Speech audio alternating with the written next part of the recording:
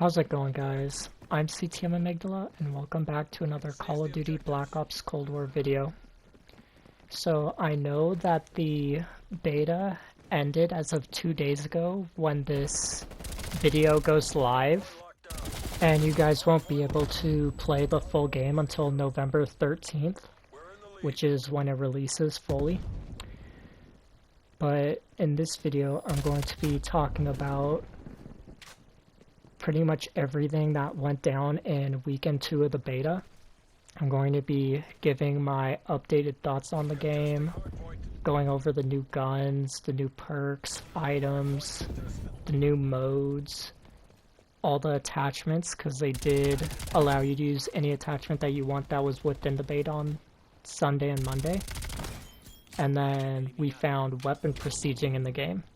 So that might point to a possible full-on prestige system for the leveling. So if you guys enjoy this video, make sure to click that like button and also don't forget to subscribe. Alright, so like I said before, they unlocked all the attachments for us to use on every single gun on the last couple of days of the beta.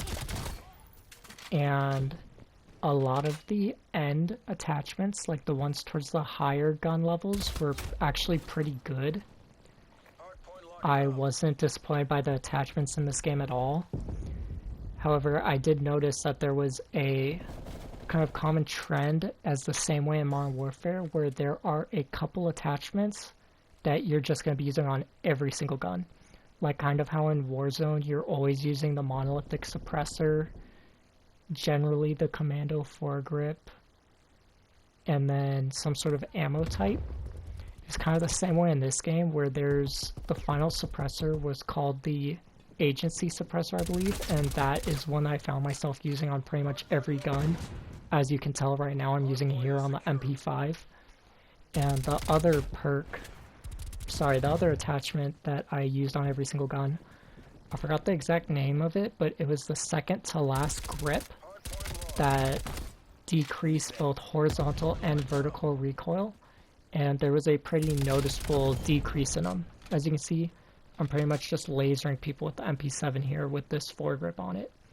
So I used both of those on every single gun class setup that I had, and I'm going to go into more detail on the attachments when the full game comes out.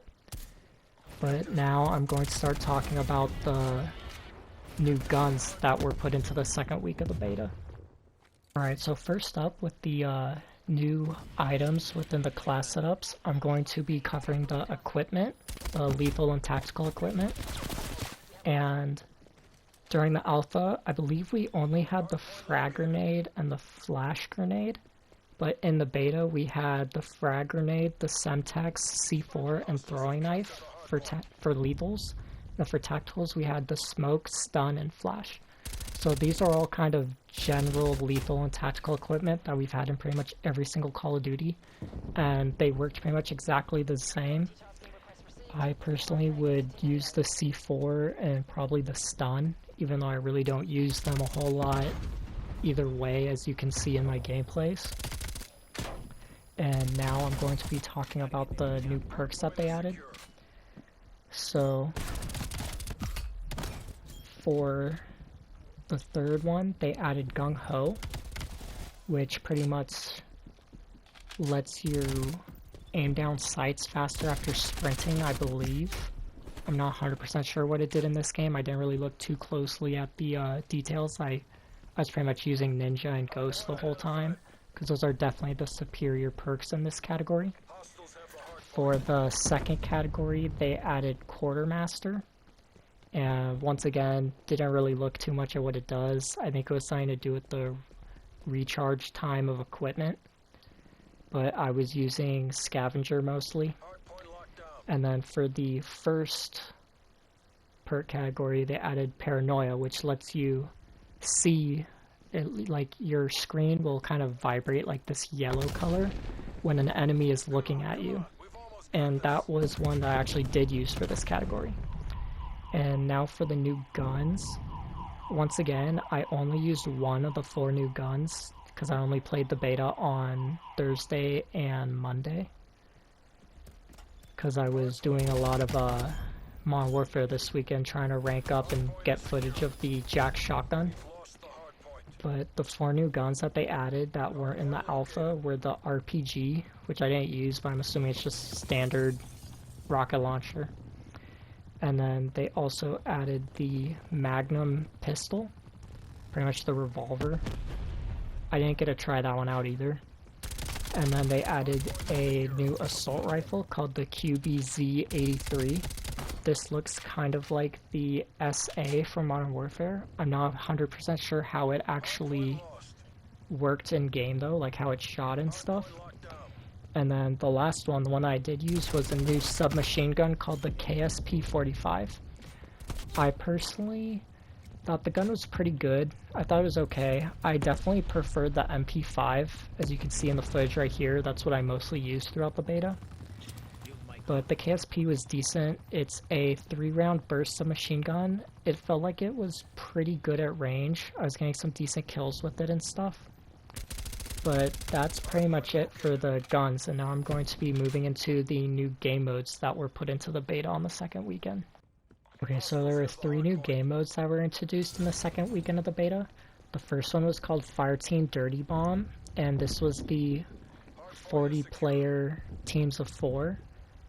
And I'm going to be getting back to this one later in the video because I have the most feedback about this game mode. The other 2 game modes that they introduced was first Hardpoint, and this was for the standard 6v6 modes. I personally had a blast on it. I'm a fan of Hardpoint, and I felt like it worked pretty good in this game. As you can see, that's what the gameplay you're seeing in the background is of Hardpoint right here, and it works just like previous games.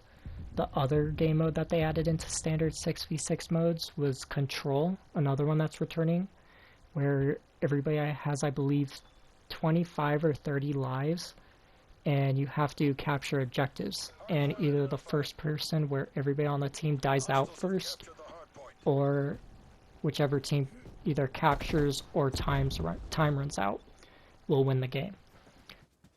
So now back to Fireteam Dirty Bomb. I personally didn't like it, but I also don't really like Ground War. I didn't like Ground War in Modern Warfare either. And this is essentially the Ground War of Black Ops Cold War. And it's really just, I really just don't like it because I feel like I'm getting shot from multiple angles all the time.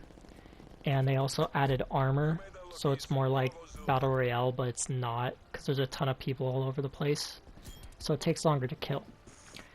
But these maps are going to be the put into the new Warzone map. So I personally did like the maps, and I hope they make 6v6 versions of them.